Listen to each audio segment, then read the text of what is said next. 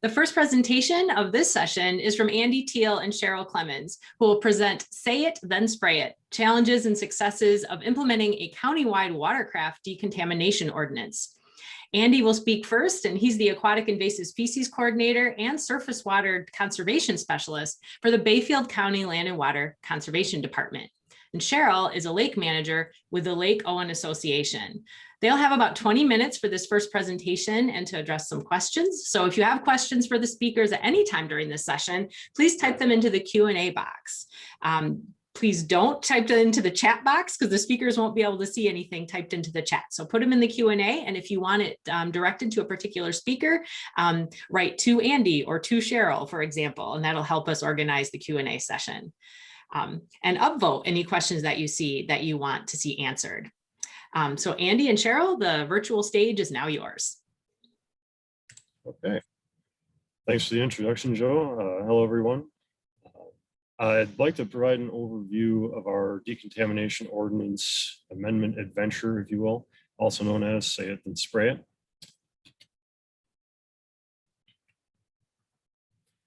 My official title is the Bayfield County Aquatic Invasive Species AIS Coordinator, and the creation of this position here through grant funding allowed one of my predecessors to work with partners to pass the original Bayfield County AIS Do Not Transport Ordinance in 2008. And I should mention that I'll be using the AIS Do Not Transport Ordinance and Decontamination Ordinance interchangeably, so they're the same thing. While this ordinance passed before NR40, it does still mimic NR40, but in a much more summarized format. Around that time, a few more Clean Boats, Clean Waters programs came online, and they're still active today. Over the last few years, though, there has been increasing interest from boaters and lake associations alike to go beyond education and explore decontamination options. By decontamination, we mean going above and beyond things like steps of inspect, remove, drain, and never move, which most people are familiar with at this point. This could be cold water power washing or chemical disinfection or any number of other approaches. As an AIS coordinator, I have helped provide technical guidance to different organizations from a county level, and so they can investigate those decontamination options. On the left here on the PowerPoint, you'll see one of our CBCW inspectors at Washburn Marina. And about 4 years ago, the Washburn Marina made some improvements, and they installed a boat wash hose, which is up the hill from where this person is. And people can use that to clean off their boats. On the right, behind Milfoil Man, a boater is voluntarily washing his boat with a hose provided at the Bayfield City Boat Launch. Voluntarily is the operative word, though, because boaters can choose to not answer CBCW survey questions or submit to an inspection. As long as they're following the rules, they're not doing anything wrong. They can also decline to decontaminate under most circumstances, but this isn't the case everywhere, because Washburn and Burnett counties, they had decontamination language on their books before we did, and they did that by amending their own AIS Do Not Transport ordinances. Some lake associations, like the Pike Chain of Lakes Association, they independently started using decontamination stations in conjunction with CBCW. And for those that are curious, theirs is a small cold water power washer, and it hooks up to a water spigot. So the sort of thing you might find at your house. Fellow invasive species colleagues, they started to notice these initiatives too, and began making them part of meetings and conferences, and all of this generated discussion and helped build a lot of support locally. On September 25th, 2019, the Lake Owen Association formally voiced its support and it approached the Bayfield County Land Conservation Committee about possibly enacting a decontamination ordinance. The initial proposal was to write a new standalone ordinance to make decontamination mandatory. After a lot of discussion, though, the county stakeholders decided that it could be a tough sell and it would not likely pass the county board. The reasons mostly had to do with the fact that they had enacted ordinances in the past only to have them get challenged in court and struck down. So they had concern that this could meet the same fate. So the alternative was to amend the existing ordinance. Even with 2 other counties to look to for guidance, though, this still left us with a whole lot of questions. Whether it would have been a new standalone ordinance or an amendatory ordinance, like the direction we decided to go. We decided that jurisdiction uniformity was going to be necessary. Ironically, according to the sheriff, towns actually have more authority to write and pass ordinances, but that would have resulted in a couple dozen potential ordinances, one for each town, and with relatively few enforcement personnel. We also didn't think it would be justifiable to pass an ordinance that only applied to one town or one lake, and it would get questioned. So we set it up so that the recently amended ordinance covers the whole entire county, and the sheriff's office enforces it. We do prefer to use it as an educational tool, though, rather than as a compliance bludgeon. Just because we want to encourage people to follow it. Okay, so those are straightforward topics. One of the sticky questions that we came across was considering this. Considering it's a county ordinance, who is liable if a boater uses the decontamination equipment and damage or injury results? Now, at least in Bayfield County, no program that operates a power washer allows boaters to operate it themselves. That's just a common theme. It's not written into statute or anything, but that's the direction the other organizations are going. So only trained staff can use these power washers, and if there are none present, the washers are stored elsewhere offsite and secured against unauthorized access. However, the ordinance does say if decontamination equipment is provided at a public or private boat launch, you have to use it. So by phrasing it this way, it provided the lakes that want to use decontamination equipment the flexibility to do so without obligating them. It also removes the burden from the boaters, so they don't have to go out of their way looking for a decontamination station, or using one if they might not be comfortable doing so.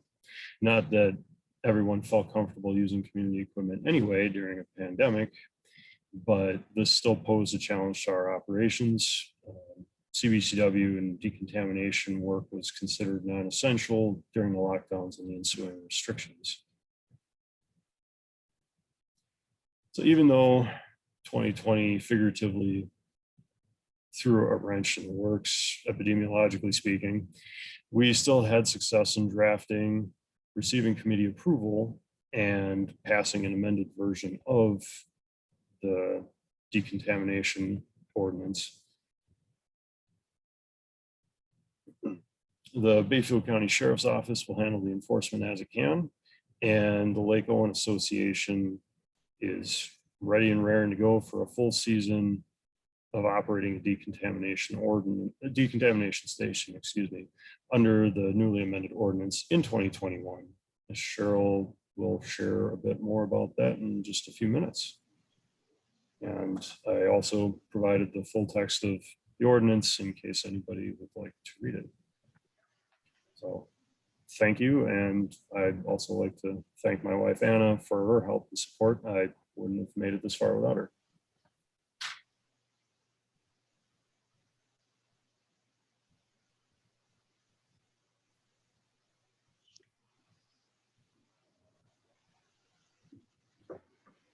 And I think we'll launch right into my portion of the presentation. Andy's going to be advancing slides for me. This is Cheryl Clemens. I'm the lake manager for the Lake Owen Association.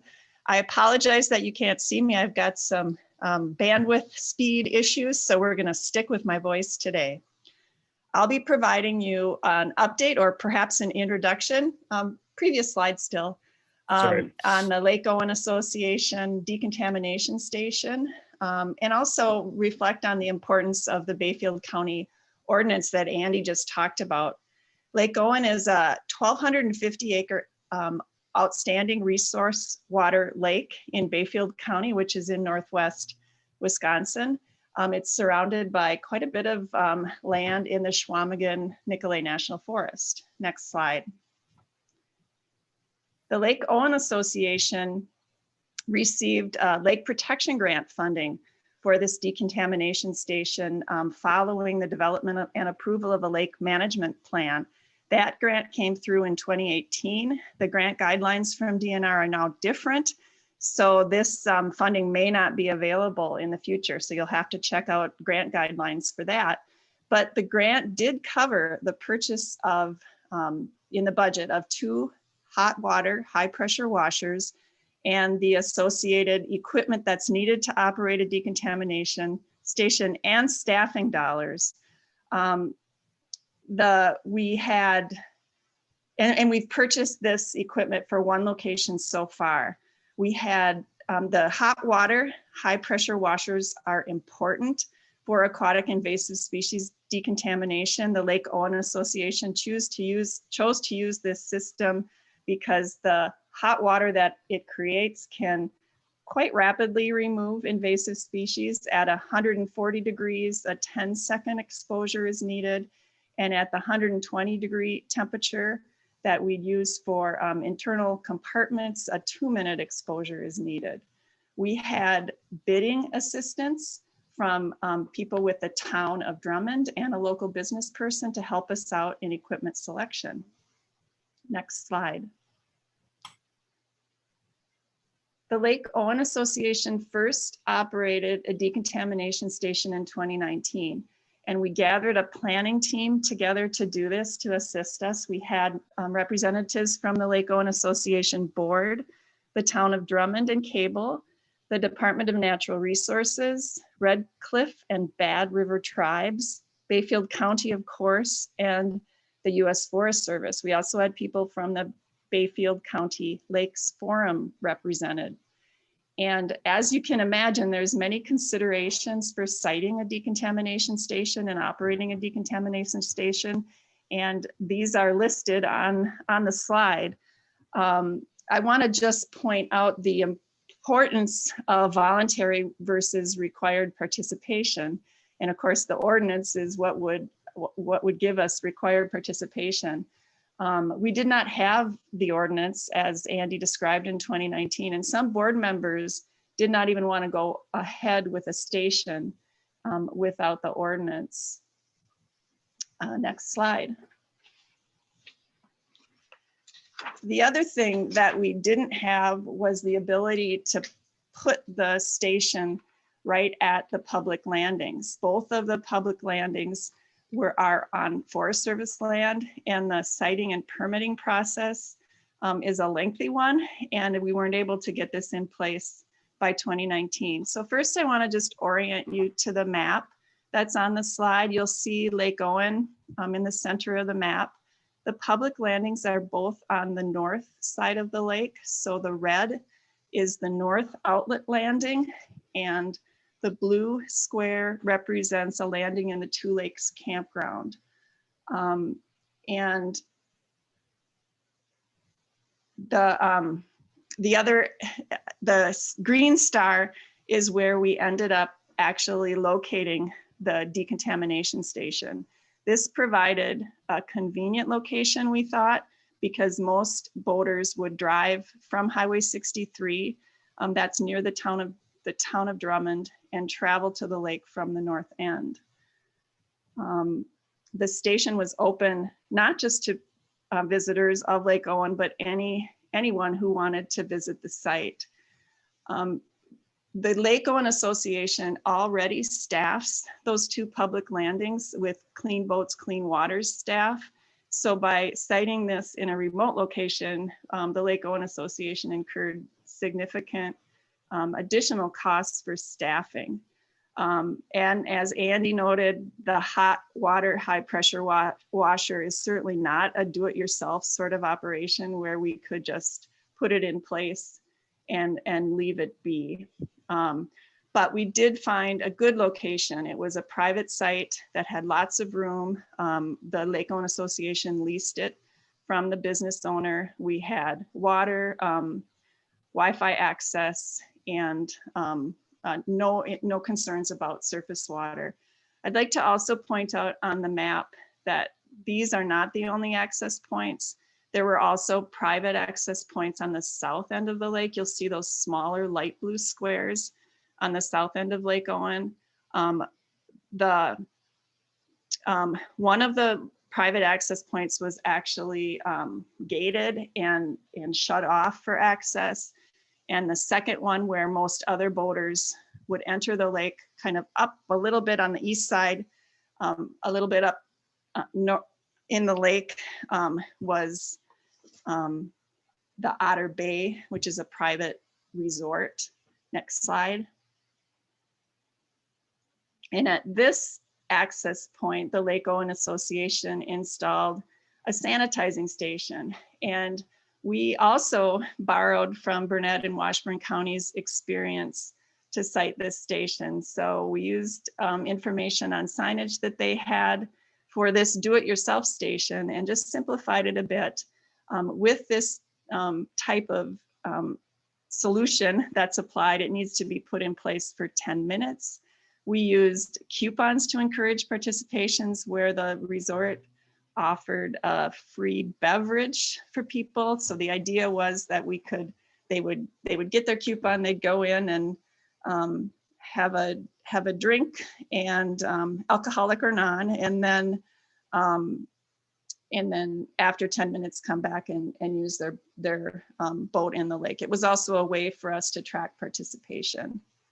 Next slide. Cheryl, you have about 2 minutes left. Okay, because this was a remote situation or site, we used several methods to encourage participation that are listed here. Next slide. So what did we learn in 2019? Mainly that our remote location was not successful. The site was open from June 24th till September 11th. At that time, more than 1,000 boats came through when there was Clean Boats, Clean Water staff at the landings, and most of those were at the North Outlet. During that time, only 26 boats were inspected and decontaminated. So we had major changes that we wanted to make for 2020. And these had been our priorities originally, but we weren't able to follow them through. So for 2020, two very important things. We wanted to site the station at the North Outlet Landing where most of the boats come through, and also encourage Bayfield County to pass their decontamination ordinance. Next slide. So here is our timeline. And basically lots of steps to meet those deadlines that we were hoping to meet. Importantly, we had the ordinance that was passed out of committee, and then finally, after some delays that Andy discussed, did get implemented by Bayfield County. We were similarly slowed down for permitting of the site by COVID restrictions from the Forest Service, but we finally were granted permission to site the station in mid-August of 2020. Next slide. So it was very late in the season when we were finally able to operate. We had, even after that approval, we had to get the site laid out, get it constructed, and develop and install signs. So we now have our decontamination station in place. The flow is really good. People are pulling out on the side of the road. They know that the inspection station is mandatory. We have procedures in place for boats to be inspected. Not all boats are actually sprayed with hot water, high pressure. It depends on the condition of the boat and whether there's water in the chambers, and also where the boats and equipment have been and how long they've been out of the water. And finally, for 2021, we're looking at, it's another slide, we're looking at having this station open 7 days a week at the North Outlet Landing. We're proposing a sanitizing station at Two Lakes Campground, and we're looking at improved use of our inspection forms and reporting. But in conclusion, both the siting of the station and the ordinance are critical to the success of our program.